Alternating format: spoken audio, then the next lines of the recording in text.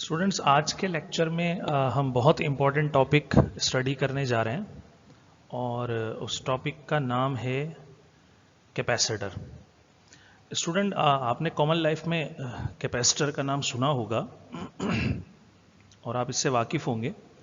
जैसे आप बहुत फ्रेक्वेंटली इसको डेली लाइफ में फ़ैन के अंदर सुनते हैं कि फ़ैन का कैपेसिटर जब ख़राब हो जाता है तो फ़ैन जो है वो स्लो मूव करता है या वो मूव ही नहीं करता। तो स्टूडेंट, बिल्कुल सही बात है, ये फ़ैन में इस्तेमाल किया जाता है, लेकिन अब आप इसको ये नहीं समझे कि ये फ़ैन में यूज़ किया जाता है। दरअसल ये मोटर्स में इस्तेमाल किया जाता है। फ़ैन भी जो है वो एक टाइप की मोटर है। मोटर क्या है ये हम आगे आने वाले चैप्टर्स में स्टडी करेंगे।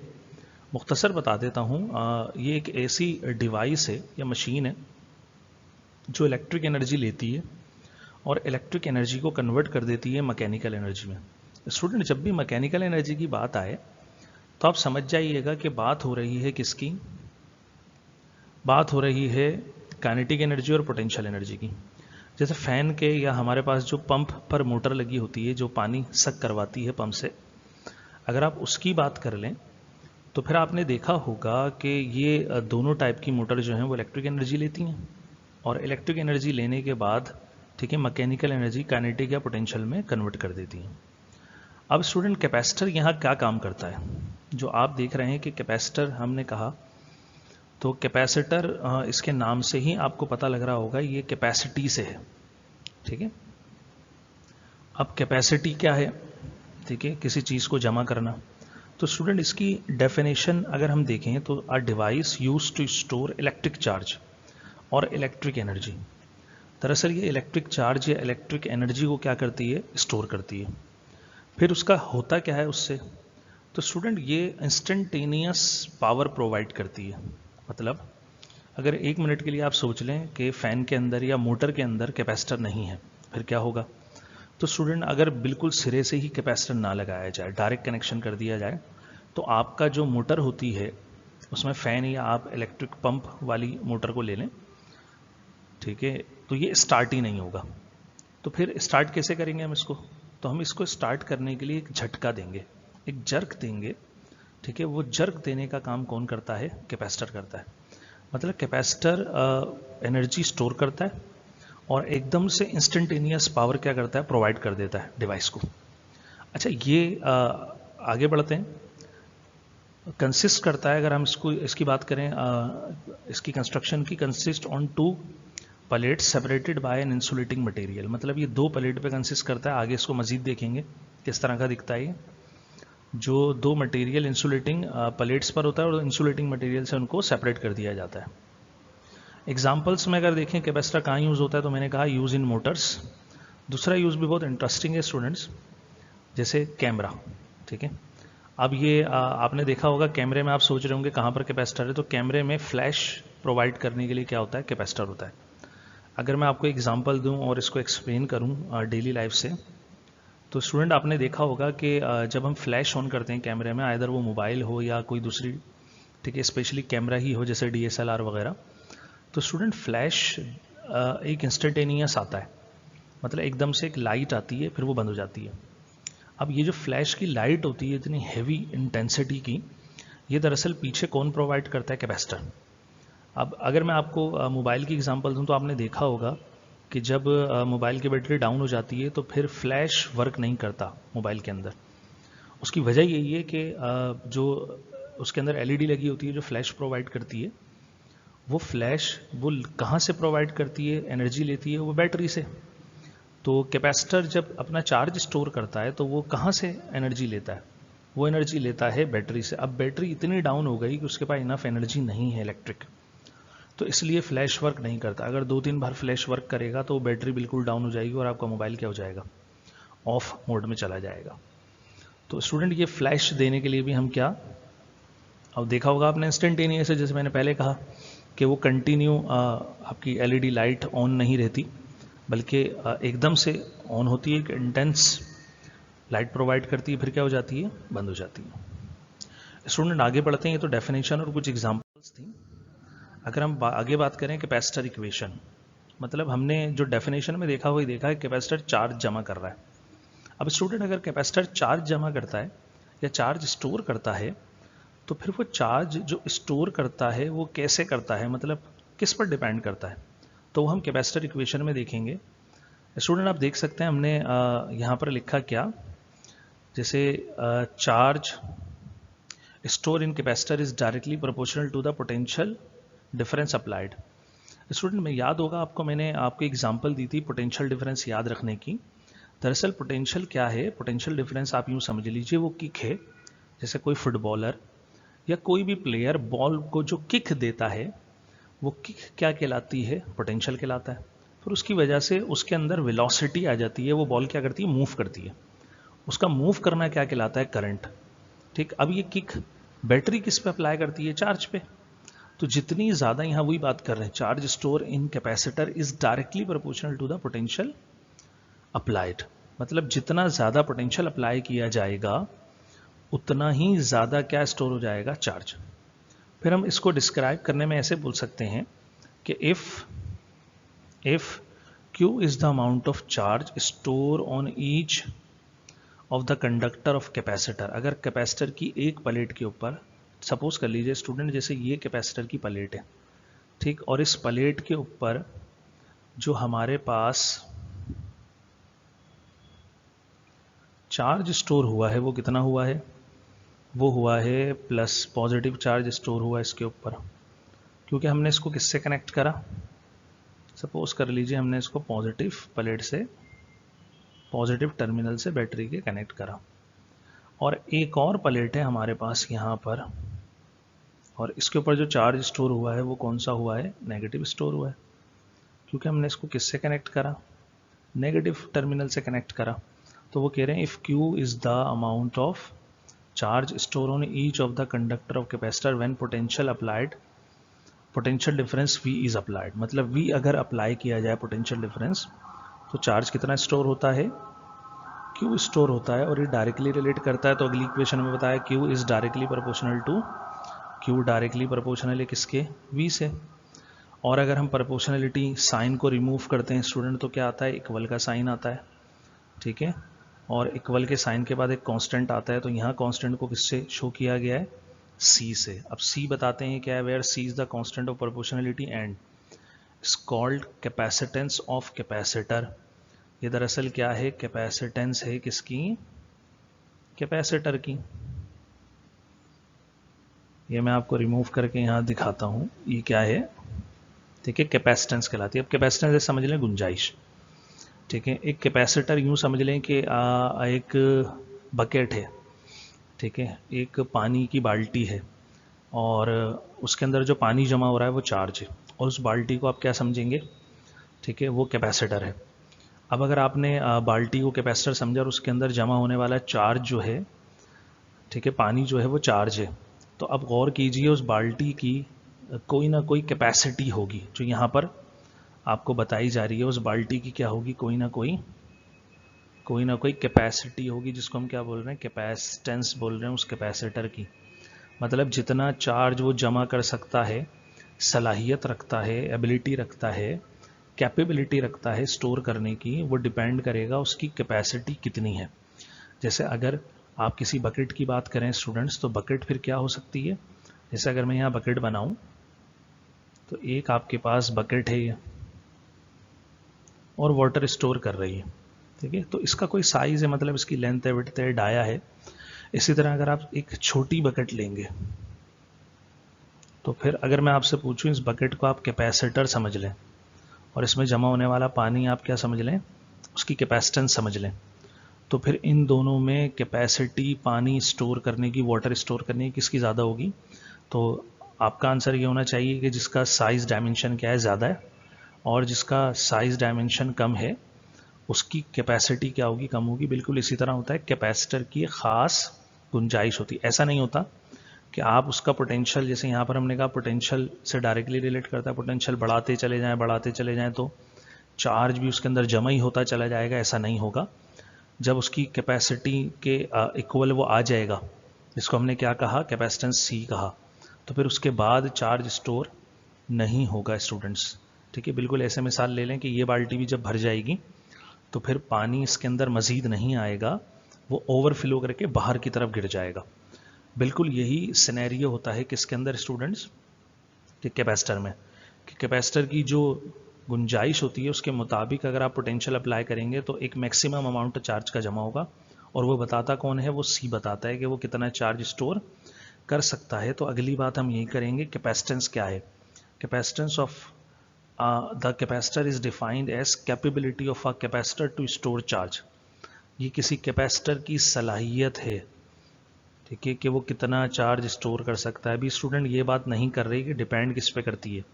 जैसे अगर मैं कहूँ कि इस बकेट में बताइए कि पानी किस पे डिपेंड करता है कि कितना जमा होगा, तो आप कहेंगे सर कि ये इसकी जो, ठीक है, लेंथ समझ लें यहाँ पर, ठीक, और ये इसकी हाइट समझ लें। अगर ये बढ़ा दी जाएगी, ठीक है, तो जो पानी जमा करने की सलाहियत है वो भी क्या हो जाएगी, बढ़ जाएगी।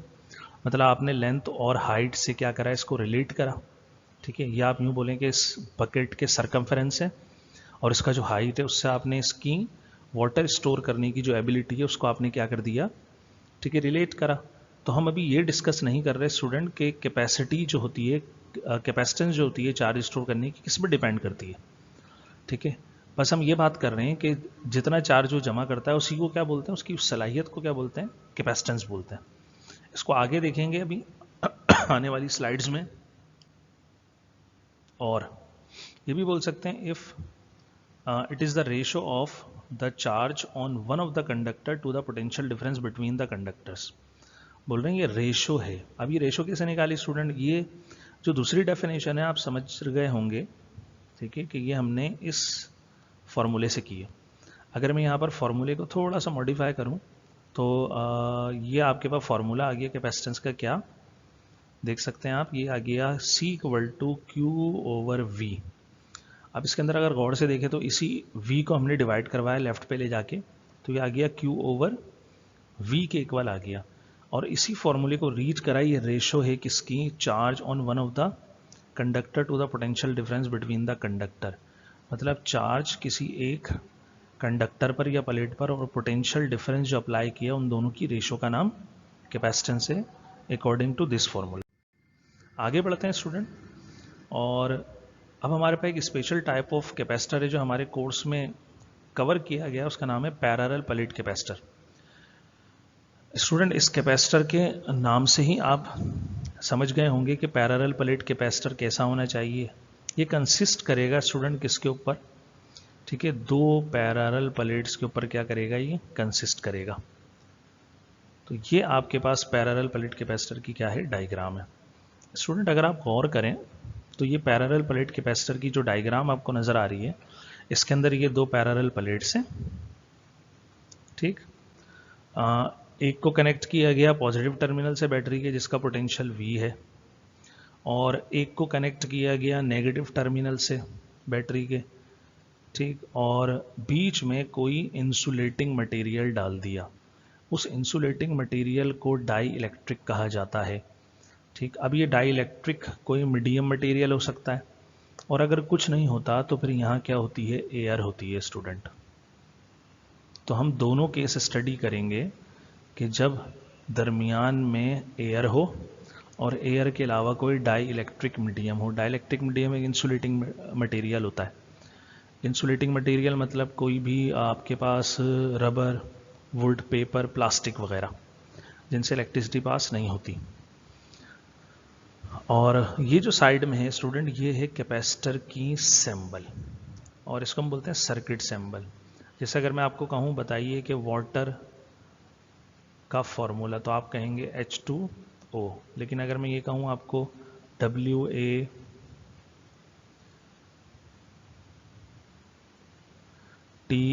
ये भी तो वाटर होता है, तो आप ये क्यों नहीं लिखते। तो आप कहेंगे हम केमिस्ट्री में सिंबॉलिकली H2O इसको डिनोट करते हैं। बिल्कुल इसी तरह हम जब कोई डिवाइस पढ़ते हैं इलेक्ट्रिसिटी में तो उनकी सिंबल्स बना लेते हैं। तो ये दो पैरेलल प्लेट जो कुछ डिस्टेंस पर हैं और ये इसके दो टर्मिनल हैं। स्टूडेंट ये टर्मिनल का वर्ड किनारे होते हैं, सिरे होते हैं। आपने देखा होगा आप कोई भी डिवाइस जब ला के घर में लगाते हैं तो उसके प्लग के अंदर जब सॉकेट होता है उसको सॉकेट इन करते हैं प्लग को, तो उसके अंदर दो टर्मिनल होते हैं या दो तार निकले हुए होते हैं। तो इन दो सिरों को, किनारों को ही हम क्या बोलते हैं, ठीक है, टर्मिनल्स कहते हैं। स्टूडेंट ये तो डायग्राम थी, आगे बढ़िए।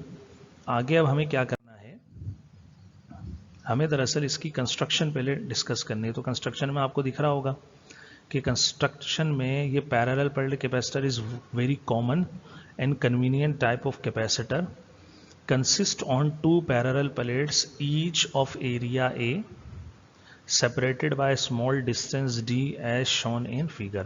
मतलब कि हर प्लेट का जो एरिया होगा वो कितना होगा, वो A के इक्वल होगा, और इसको सेपरेट किससे किया गया, स्मॉल डिस्टेंस d से इसको क्या कर दिया, सेपरेट कर दिया, और बीच में कोई इंसुलेटिंग मटेरियल। तो बहुत कॉमन सी इसकी कंस्ट्रक्शन है जो दिख रही है।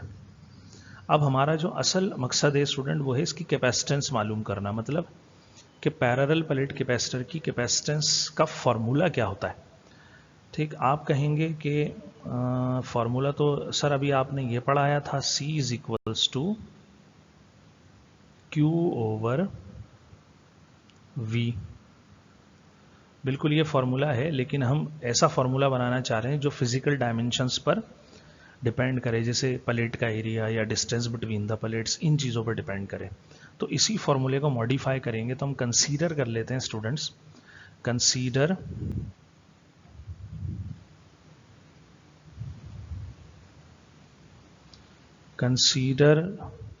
a parallel plate capacitor consists of two parallel plates each of area A and separated by a small distance d. Let Q be the amount of charge uniformly distributed on the inner side of the plates। बोल रहे हैं कि एक parallel plate capacitor है जिसका area कितना है plate का A, और सेपरेट किया गया डिस्टेंस d से, और Q जो है वो चार्ज क्या कर रहा है, स्टोर कर रहा है। कैपेसिटेंस ऑफ कैपेसिटर क्या होगी, C equal to Q over V होगी। और अगर हम इस C is equals to Q over V में, जो मैंने पहले भी बताया आपको, इसको हम मॉडिफाई कर रहे हैं student, C is equals to Q over V। तो हम इसमें Q की वैल्यू और V की वैल्यू कैलकुलेट करके पुट करेंगे, या V की वैल्यू भी कैलकुलेट करके पुट करें, तो हमारे पास फिर ये मॉडिफाई हो जाएगा। जैसे पोटेंशियल डिफरेंस V क्या होता है स्टूडेंट, अगर E इलेक्ट्रिक फील्ड है, intensity between the plates of capacitor. तो स्टूडेंट अगर आपको याद हो तो हमने ऐसे कैपेसिटर की प्लेट्स पढ़ी थी, ये कैपेसिटर की प्लेट्स हैं, और ये पॉजिटिव और ये क्या होगी स्टूडेंट, नेगेटिव होगी। तो स्टूडेंट याद करो, हमने न्यूमेरिकल्स में भी इसको डिस्कस करा था कि सारी की सारी एनर्जी इनसाइड, मतलब यहाँ पर बीच में किसी पॉइंट पर, इसको P पॉइंट बोल रहे हैं, और ये हमने गॉसेस लॉ में एक एप्लीकेशन भी पढ़ी थी, electric field intensity between two oppositely charge plates. तो याद कीजिए स्टूडेंट, जो पॉजिटिव की फील्ड होती है वो कहाँ होती है, ठीक है, away from positive charge, positive charge से दूर होगी। इसको डिनोट करते थे हम बार बार किससे, E प्लस। और नेगेटिव की फील्ड कहाँ होती है, टूवर्ड्स द नेगेटिव चार्ज, और इसको हम शो करते थे E माइनस। अब क्योंकि दोनों की डायरेक्शन सेम है तो टोटल फील्ड दोनों एक दूसरे को सपोर्ट करेंगे। टोटल फील्ड E क्या होगी, इन दोनों का सम होगी, और ये हम कैलकुलेट कर चुके हैं स्टूडेंट। कितनी होती है ये होती है हमारे पास E is equals to sigma over epsilon naught, जिसको हमने इक्वेशन 2 कहा। If V be the potential difference between the plates of the capacitor, then अगर V पोटेंशियल डिफरेंस है तो हम जानते हैं, ये फॉर्मूला भी हमने स्टडी किया, कि E इक्वल होता है किसके, V ओवर D।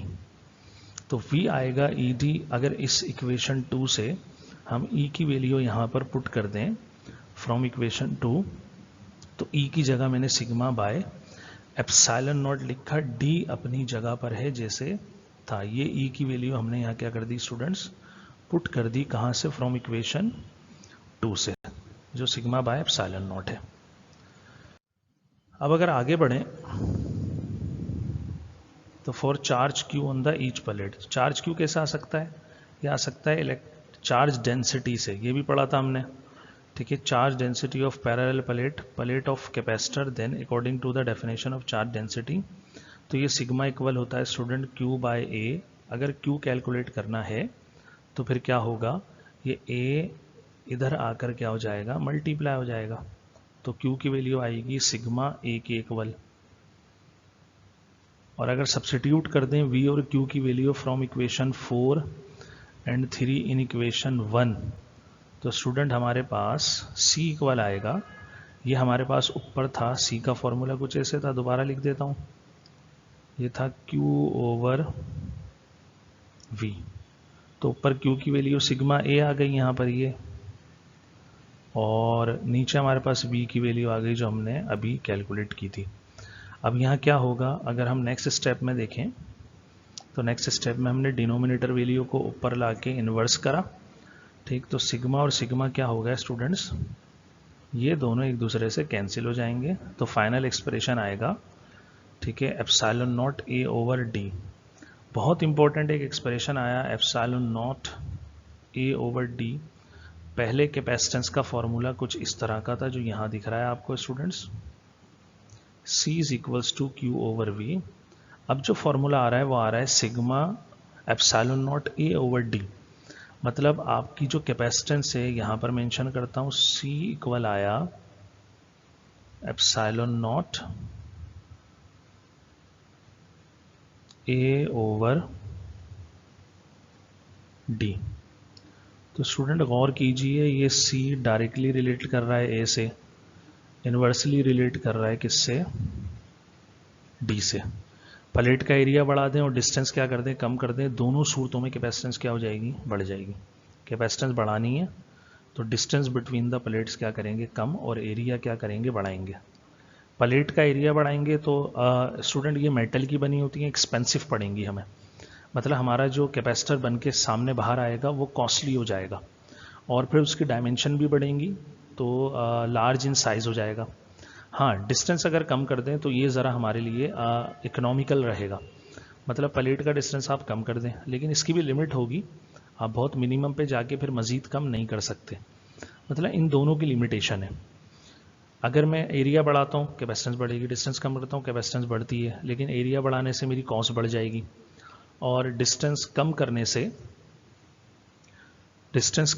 से एक लिमिटेशन आएगी, फिर मज़ीद डिस्टेंस कम नहीं कर सकता। तो फिर थर्ड हम, ठीक है, फैक्टर को डील करते हुए एप्सिलॉन नॉट, आपने पढ़ा होगा परमिटिविटी ऑफ फ्री स्पेस है, मतलब ये कैपेसिटेंस का फॉर्मूला जब है जब बीच में एयर या स्पेस मौजूद हो, यही बात, this is the required expression of the capacitance of parallel plate capacitor and shows that the capacitance is directly proportional to the area of the conductor, inversely proportional to the separation between the conductor। यही बात मैंने आपको यहाँ पर students क्या करी, explain करी। आगे बढ़ते हैं, और फिर कहा inversely proportional to the medium between the conductors. ये इन्वर्सली रिलेट करेगा, इन्वर्सली नहीं करेगा स्टूडेंट, डायरेक्टली रिलेट करेगा किससे, जो आपके पास, ठीक है, कंडक्टर होगा बीच में मौजूद होगा। अब अगर ये डायरेक्टली रिलेट कर रहा है तो मतलब, ठीक है, capacitance with dielectric medium. अब हमने यहाँ पर स्टूडेंट बीच में, अगर आप इस डायग्राम को देखें तो पूरा कैपेसिटर वही है, बस फर्क क्या है, बीच में हमने डाई इलेक्ट्रिक रखा, पहले एयर थी, अब एयर के अलावा कुछ होगा, जैसे पेपर, रबर, प्लास्टिक, ये कुछ हो सकता है।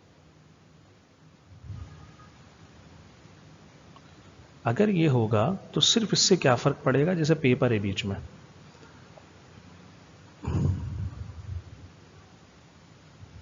तो स्टूडेंट पेपर से सिर्फ क्या फर्क पड़ेगा, इसकी परमिटिविटी चेंज हो जाएगी। एयर की एप्सिलॉन नॉट होती है, इसकी परमिटिविटी कितनी होगी देखते हैं, ये वही डिस्क्रिप्शन दे रहे हैं, if the space between the plate is occupied by a substance, relative permittivity epsilon r, the electric field intensity between the plates for the same value of electric charge on the plates decreases, और कितनी decrease कर जाएगी, epsilon r, hence the potential difference between the two plates will be, तो पोटेंशियल डिफरेंस कितना होगा, v prime equal to E D के बराबर होगा। Substitute the value of E, तो ई की वैल्यू में ये रिलेटिव परमिटिविटी से आया है स्टूडेंट्स आपके पास। एप्सिलॉन आर की का फॉर्मूला होता है आपके पास, क्या होता है, एप्सिलॉन ओवर एप्सिलॉन नॉट। तो एप्सिलॉन नॉट यहाँ के मल्टीप्लाई हुआ, एप्सिलॉन की वैल्यू निकल गई। इस वैल्यू को अगर आगे बढ़ाएं तो v जो है फिर वो चेंज हो जाएगा। पहले फॉर्मूला था क्या, पहले फॉर्मूला था हमारे पास, यहाँ पर एप्सिलॉन आर नहीं आ रहा था, अब एप्सिलॉन आर आ गया। सिग्मा QC से निकलेगा और v प्राइम फिर हमारे पास हो जाएगा क्या, अगर गौर करें तो हमारे पास v प्राइम का फॉर्मूला आएगा, फिर सिग्मा हमने यहाँ से वैल्यू इधर पुट की, ठीक है, तो सिग्मा आ गया Q ओवर A, और इसको ऊपर लाके जब मल्टीप्लाई करेंगे तो Q D over A epsilon not epsilon R. Student सिर्फ ये वाली टर्म ज़्यादा चल रही है, बाकी सारा का सारा एक्सप्रेशन वही है जो हम पहले निकाल रहे थे। Now according to theory of capacitor C prime equal होगा वी प्राइम, क्यू चेंज नहीं होगा। अगर इस सी प्राइम की वैल्यू डालें तो ये हमारे पास वैल्यू आ गई, ऊपर ला के इन्वर्स करेंगे तो यहाँ क्यू से क्यू क्या हो जाएगा स्टूडेंट्स, कैंसिल होगा। तो हमारे पास एक और नया एक्सप्रेशन आएगा, a epsilon not epsilon r over d. और स्टूडेंट इसको मैंने एप्सिलॉन आर को बाहर किया, और ये वो कैपेसिटेंस है जब क्या मौजूद होती है, एयर। तो नेक्स्ट स्टेप में हमने बताया where c equal to epsilon not a over d, तो यहाँ इसकी वैल्यू पुट कर दी। और इसको ऐसे भी लिख सकते हैं, अगर मैं सी को यहाँ ला के डिवाइड करवा दूँ तो अगर गौर कीजिए स्टूडेंट, यहाँ पर ये वाली इक्वेशन आपको रिलेशन भी बता रही है किस किस का, सी प्राइम कैपेसिटेंस है कब, जब डाई इलेक्ट्रिक मौजूद है।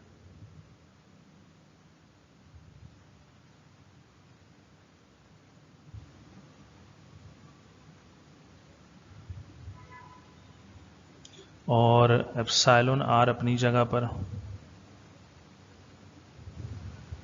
सी क्या है, कैपेसिटेंस है जब क्या मौजूद है, एयर। तो स्टूडेंट ये जो कैपेसिटेंस है ये ज़्यादा ही आ रही है। अब एप्सिलॉन आर की वैल्यू जो होती है वो होती है ग्रेटर देन 1।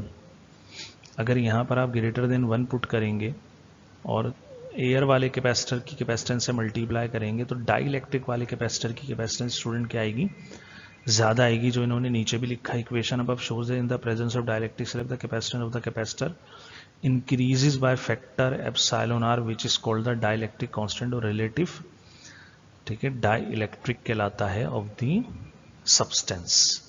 तो स्टूडेंट इस लेक्चर में हमने क्या क्या कवर करा, इस लेक्चर में हमने कैपेसिटर की डेफिनेशन देखी, यूज देखा, कैपेसिटर की इक्वेशन देखी Q equal to c v, और एक ख़ास किस्म के कैपेसिटर को डील करा जो क्या है, जो आपके पास पैरेलल प्लेट कैपेसिटर के नाम से जानता है। और दो तरह से हमने इसको डिस्कस किया, एक जब प्लेट के दरमियान क्या मौजूद हो, एयर मौजूद हो।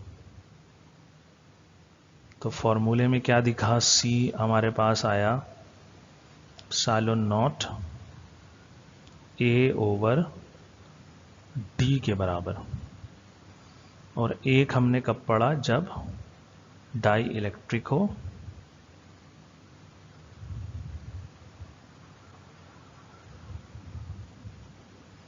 और ये डाई इलेक्ट्रिक में जो फॉर्मूला था यहाँ पर एक इजाफी फैक्टर आ गया और उस फैक्टर का नाम था एप्सिलॉन आर रिलेटिव परमिटिविटी, और ये फॉर्मूला आपको यहाँ पर भी दिखाई दे रहा है, ये रहा, जो कैपेसिटर की कैपेसिटेंस को क्या कर देता है, बढ़ा देता है। तो स्टूडेंट उम्मीद करता हूँ कि ये लेक्चर आपको आज का समझ में आया होगा। इंशाल्लाह नेक्स्ट लेक्चर में नए टॉपिक के साथ फिर हाजिर होंगे।